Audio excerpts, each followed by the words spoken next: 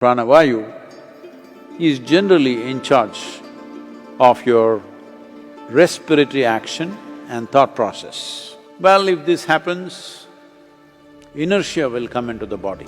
Your prana between the navel and the pit of the throat will not function as it should. Your respiratory action and your thought process and your sense of smell will get lowered. These three are very vital for you to be a vibrant human being.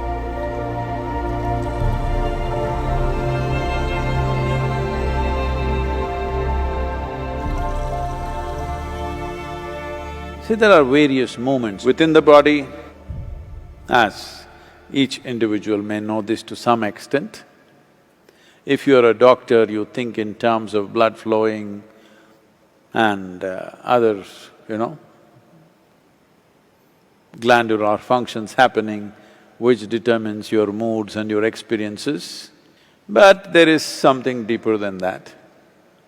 That is, first thing is, the movement of energy, the movement of different vayus in the system, there should be no blockages. So there are vital passages within the body, particularly in the head region. If these passages are blocked, keeping yourself up in an exuberant way is a great effort. So it's in this context we will spend the next 5 full moons looking at the mechanics of what makes a human being joyful and exuberant. What is the mechanics? What one needs to do? The word vayu literally means that which moves, generally referred to the air. Right now here, the air is moving with force, you can't miss it. It's moving a lot of things along with it. So this aspect which we refer to as vayu is that which moves, it's also an element. Within the body, in a fundamental way, it manifests as 5 basic vayus. Well, if you want to understand it a little more profoundly, it becomes 10. If you want to know every intricacy about it, it becomes 84. But they're too subtle.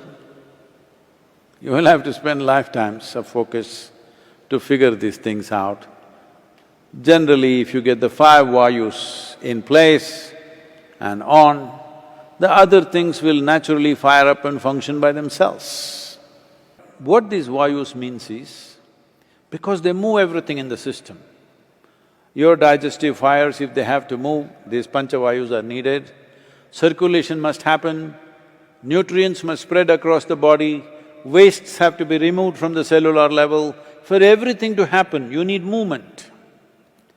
If you stop the movement, then you will see the body will not be able to sustain life. So whether the flow is full flow or is it a restricted or constipated flow, this is the aspect we are looking at.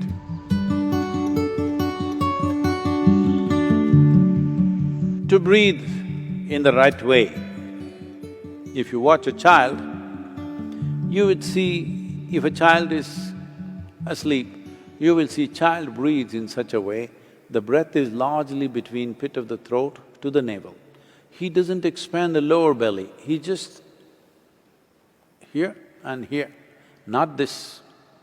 Some adults might have developed the habit of breathing through the entire belly.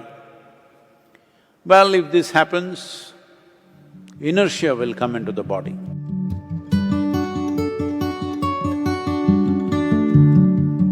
If you generate gases below the navel, that is, if you eat certain types of foods, well, we've gone through this for those of you who've been in engineering. If you eat too much of tuberous material like potatoes and other tuberous substances, you will generate gas which is below the navel. Once you generate gas there, your prana between the navel and the pit of the throat will not function as it should, and the dynamism levels in your system will go down. This is one reason those who wish to meditate, those who are students and those who need to focus their mind and stay awake for long periods of time, they should not eat those substances.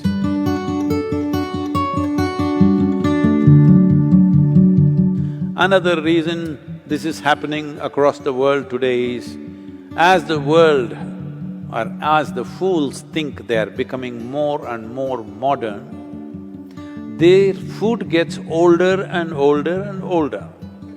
Fresh food is for the uncivilized.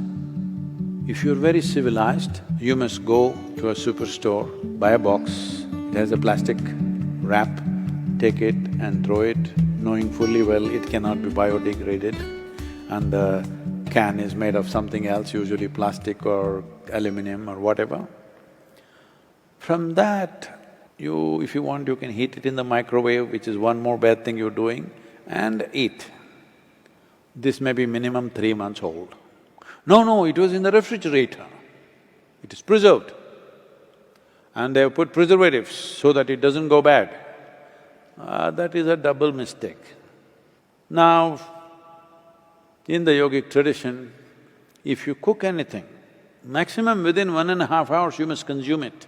If there are certain types of items, up to 4 hours is okay. Beyond that, you don't touch. It doesn't matter how tasty it is, how nice it is, you don't touch anything because then you will develop gases in the system. Gas is not only in the stomach that you will feel obviously, but you will develop vayus in the system which will work against your pranavayu. That means your respiratory action and your thought process and your sense of smell will get lowered over a period of time. These three are very vital for you to be a vibrant human being. These are all different ways of activating different pranas in different measure. So the simple thing to do for you is maybe 6-7 minutes, let's say.